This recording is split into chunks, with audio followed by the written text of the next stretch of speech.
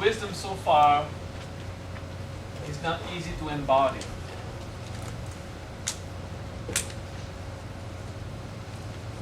And the first time someone addresses this wisdom, even people on spiritual paths will be extremely shocked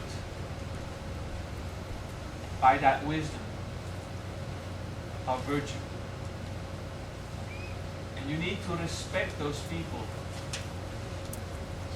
You need to respect those people who don't grasp the value of being happy. Those who are enslaved to addictions, to substances, addicted to people, addicted to situations, respect them. And if they did not request your help to come out of it, don't even address the matter. Out of compassion, you might want to communicate with them.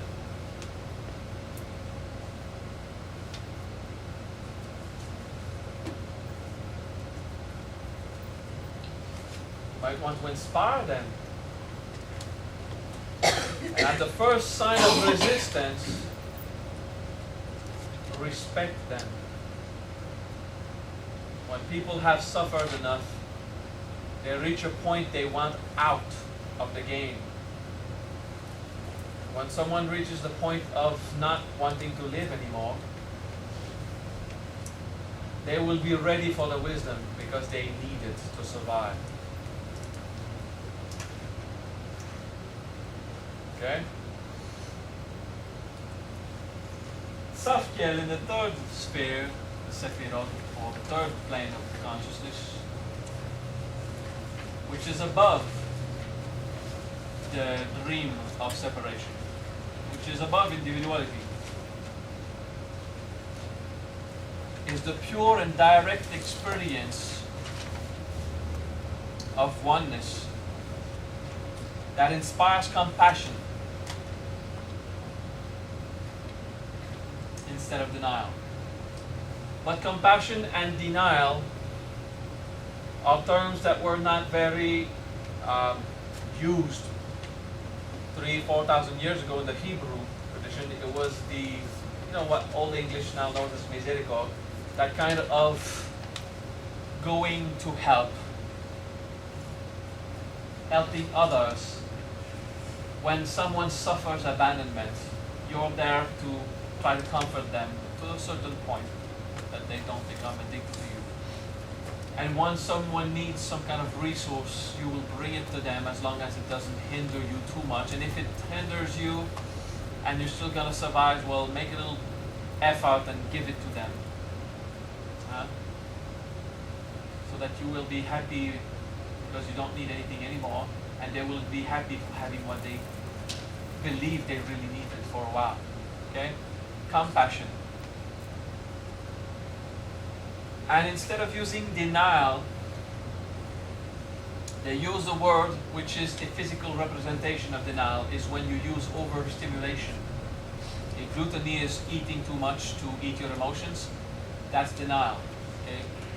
But some people use drugs to shut down the information of suffering. Some people use drugs in the luxury just because they want more and more and more. But some people is to flee from something. There are two reasons why someone goes into that kind of abuse. Okay? So the gluttony, in this case, is to mention that denial aspect, trying to stimulating your animal more to prevent the soul from having place to breathe. Okay? So gluttony can be done at the emotional and the mental level as much as the physical. It is a great insecurity that requires to be healed through compassion, through observing yourself. Oh, I so love to observe myself. It is so precious to be conscious. It's so important. I love it.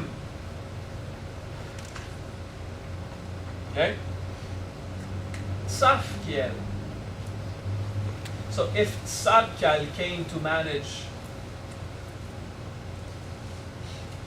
form, Tzaphkiel manages communication, transmission, communion, interaction, the fait. Okay? So Tzaphkiel is even more mysterious and difficult to grasp. But you can know that Tzaphkiel is what inspired Kamael with desire. Tzaphkiel is the one that set aflame Kamael.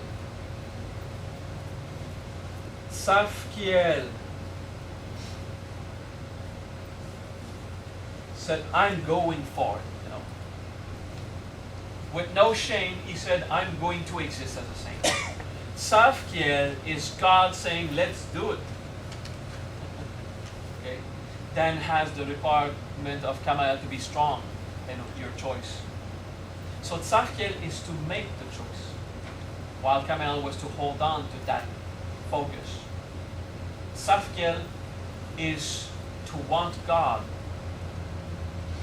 It is communion. The Tza is to go into or affect, penetrate something, grasp it, affect it in a certain way. And the Fe, Tzaf, is communion, we could say. And the K is also that provoking God, K, that action, Tzaphkiel. It's to cause a divine experience of incarnation. Through communion, through compassion. It is the place where we choose to be virtuous. It is what calls us on the spiritual path. Mikael is to be on the spiritual path. Tzaphkiel is what made us to desire it. Kamael is to hold strong on our virtue, and Tzaphkiel is what made us want to discover virtue. It is what inspires us to be prudent. It is the discernment also. It is a choice to be conscious. I'm going to be conscious. And wherever my conscious gets to, wherever I will lay my consciousness, it will affect that. That is Tzaphkiel. So it's not necessarily as a human, I'm going for God. It is God, I'm going for those humans. That is Tzaphkiel. It is this place where God started to want to individualize while it was not yet. Tzaphkiel, in a certain sense, is the mother's womb. A bit like Vishnu Shakti. It's at a denser level, but still, it is a feminine aspect of taking care of. The feeling of Tzaphkiel you could find similar to invoking the Gayatri Mantra many times.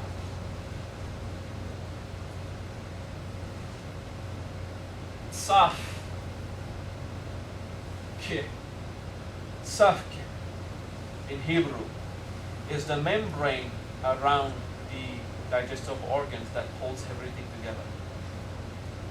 It is what takes care of everything inside. Okay? That's the Tzaf. It's your guts, it's your womb, it's your inner heart. Okay? That's what Tzaphkiel means. And Tzaphkiel is God is that womb for us. God is that thing that takes everything in charge, that cares for us. So while you ponder Tzaphkiel, start to ponder now. Tzaphkiel. Tzaphkiel. Feel first the feeling of being taken care of.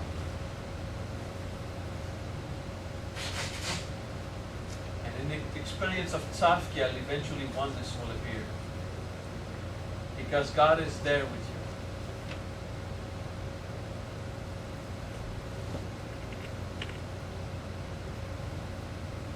Feel that there is a divine nature with you. Tzaphkiel. First inspiration to incarnate. The first inspiration that gave you form, that inflamed you with desire, that showed you the path, that brought you to rejoice, that healed you, that gave you willpower. Tzaphkiel is that part of God taking care of you every level. Tzaphkiel.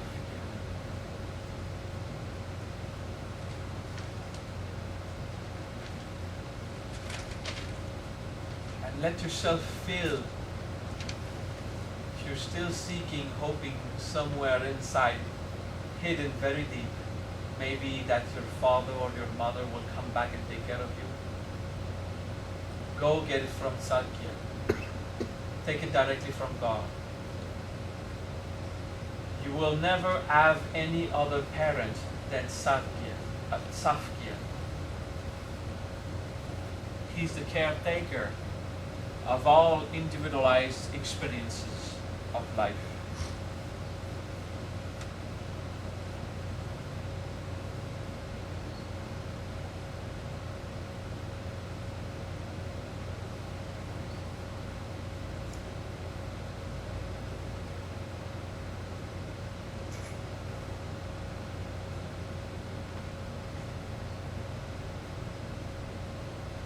And as you are filled, if you dare, if you have the strength, the humility, the passion, the wisdom, courage, if you have what it takes, elevate your point of view and feel the Tzaphkiel experience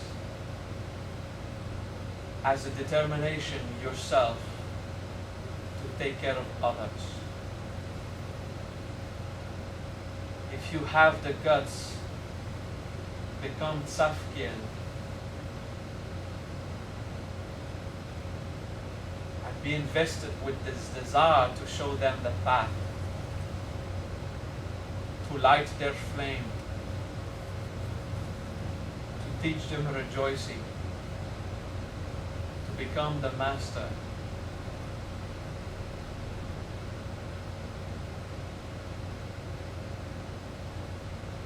Safel,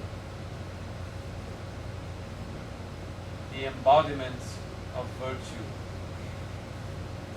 where you have the courage to become a teacher for those who need it,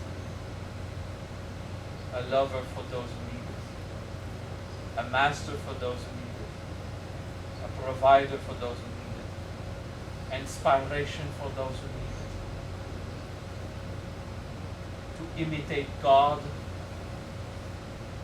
so that you can remember you always was that divine experience.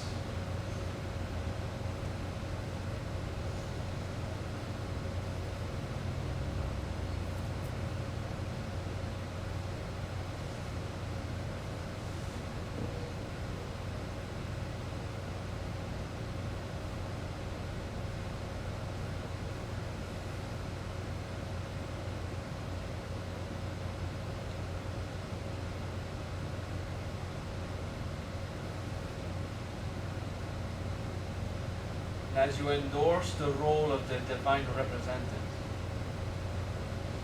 as you will wear the garment of the priest, the teacher, or the guide, be happy that God in oneness will also come and fill everything you are. And everything you need will be taken care of.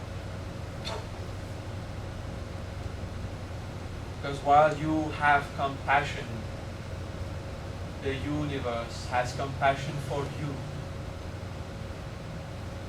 And you can never be alone.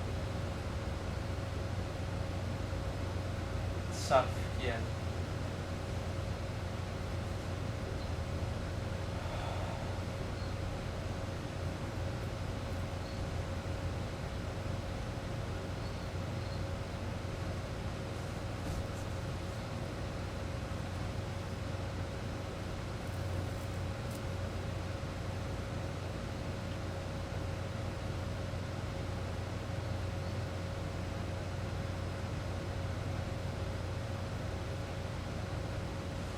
Feel your guts replenished by the gaze of God. Feel your abdomen filled by gentle compassion. Be the receptacle of the truth, of light, of love. Tzaphkiel is love. Love is what inflames you to Kamal. Love is what shows you the path, Mikael. Love is what sets equity to all things. Love is what you rejoice about. And love is what motivates desire. And love is your power through Gabriel. Love. Safel is that love. And you are filled. There is love. You are being cared for by love. Your parent is love. Your caretaker.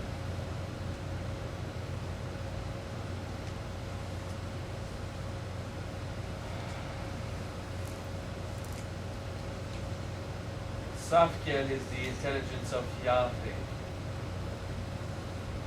It is the intelligence of Shiva. It's the mind of Avalokiteshvara. Tzaphkiel.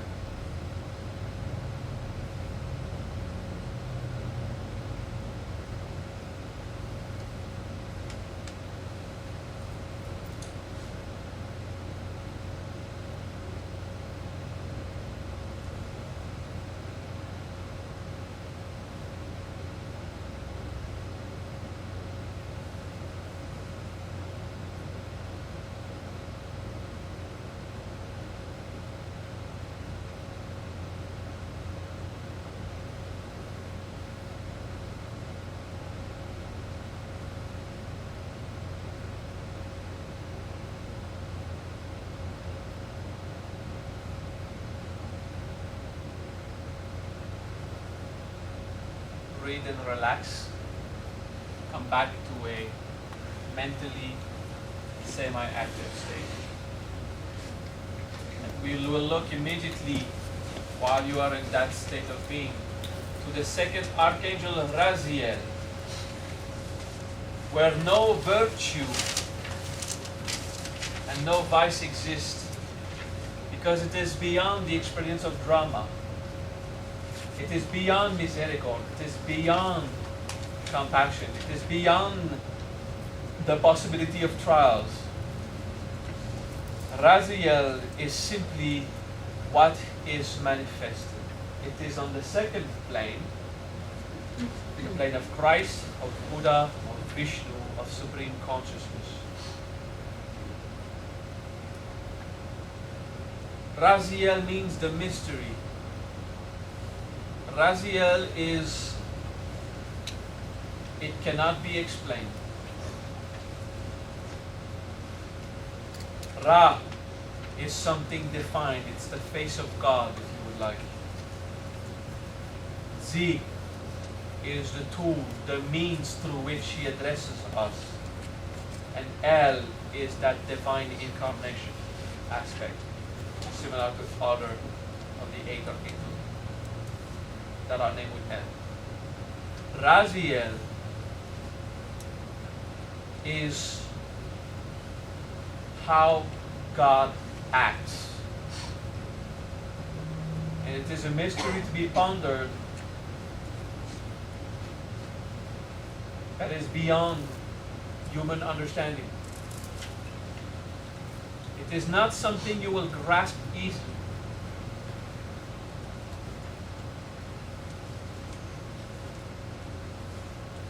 Raziel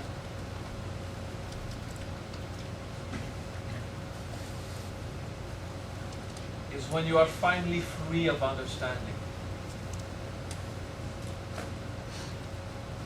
We could say that Raziel is what is just there. It's simply there is God, there is divinity, there is a whole experience. And this Raziel is what inspired individualization. Raziel is what inspired you to try to find out what you are. It starts with Ra, the face. Okay? The letter Resh in Hebrew is a face. It's what you are. It's your identity. Okay? So Ra is the presence of that I am feeling. I am what I am. This which is beyond individualized consciousness. And Raziel is something universal, where you would admit consciousness is everywhere, and consciousness is the tool, because Z means the noble tool. Okay? Z, with the letter sign, those who did the letters, sign is the tool. So Z is that sword, that shovel, that thingamajig tool, the device through which God operates the universe. It's something of a greater scale. Raziel is how Christ moves the world. In Sanskrit, we say the tool of the Divine Mother. Lakshmi Yantra, for example. Too busy to write.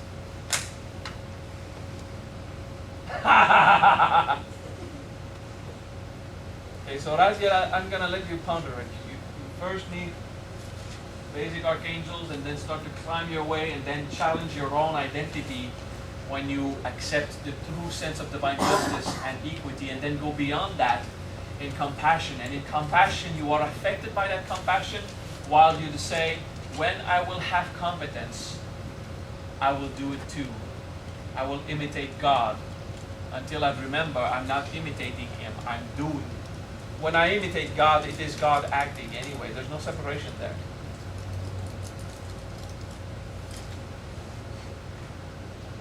Okay, it's to choose the path of holiness. And in Raziel, a greater sheen again, how the universe is operated. The operator of the universe, in Sanskrit we call it Vishnu. They make a beautiful English word game in Hindu. God, G-O-D, okay? The generator, the operator, and the destructor. And you have Brahma, Vishnu, and Shiva. Little word game that works only between the Hindu philosophy and English.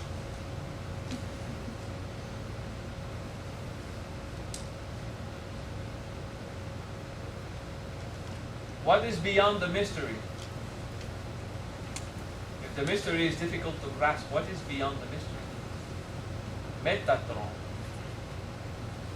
Now, Metatron, I have a little definition. Guarding the law of the world, the keeper of Dharma, the Buddha, generator of the law, the science, the one that thinks. It is the Brahma. Metatron is the most elevated ideal that a human being can have, and he cannot have it in his mind. He can only ponder it in his soul. Metatron is to be fixed in a state of being, and the Buddhists call Tathagata. Just that. Met. Okay, some Latin said it come from the. I think it's from the Greek. Meta, which is above, throne. The throne. Okay, throne was really throne in Greek or Latin or something. So what is beyond the throne? It's a nice word game. It's a nice inspiration. Actually, it is Hebrew, and it can mostly be understood through the Aleph-Bet method. Me is the substance that wisdom is made of. I mean, it's very untangible. Okay. Me is the water, M, the ocean, waters, and A is just the waters of consciousness. So there's not even tangibility of the waters. It's just the fabric of consciousness, Me. Ta will just be stable, just there, just stuck, okay? And Tron, that produce the universe to start becoming tangible. That's T-R-O-N, okay? Meta, it's just the wisdom standing still. Meta is that cross of fixity and immovability. And that T is double, meaning that it is extremely empowered in stillness. Yet, that stillness of the double T, metat. If T is stability, double T is stillness, complete fixity. The same as arapachana D, in complete unaffected state of being. The double T is the perfected point of stillness. And yet, he allowed the universe raw. The defined oneness, Ra is your face, definition, Ra is the whole of things. To start is its descent towards tangibility because of the final end. So Metatron, it is unmanifested consciousness, me, fixed in stillness that defined the universe.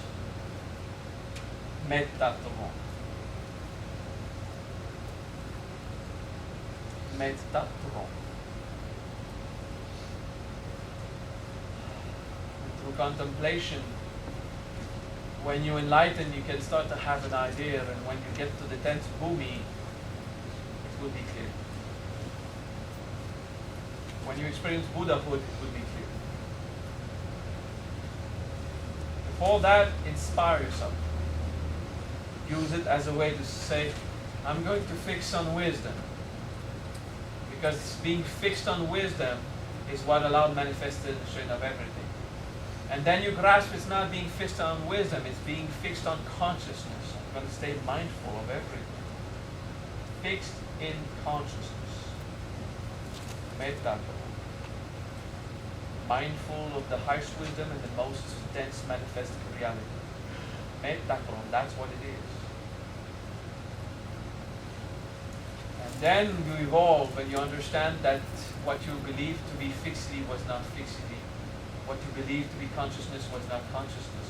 What you believed being the world was not the world. And what you believed to be tangible was not tangible. But in any case, you inspire yourself through the experience of Metatron. And Moses would just there describe, it is sitting in front of God. And that's it.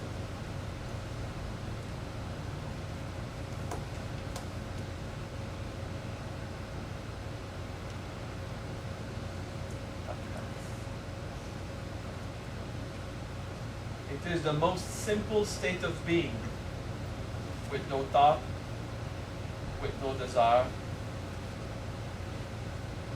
It is the most foreign experience to a human, the most trivial, threatening area to exist for a human mind. To have nothing giving it a reason to do anything, and still you do it. Why would you act if you are freed of any kind of motivation? You act because this is what God does. And He can be acting, still fixed in stillness. And you can be tangible and still be fixed in consciousness. And that is the experience of Metatron. Not like that. Just that. It is just there. It came, it happened. There's no story to be told.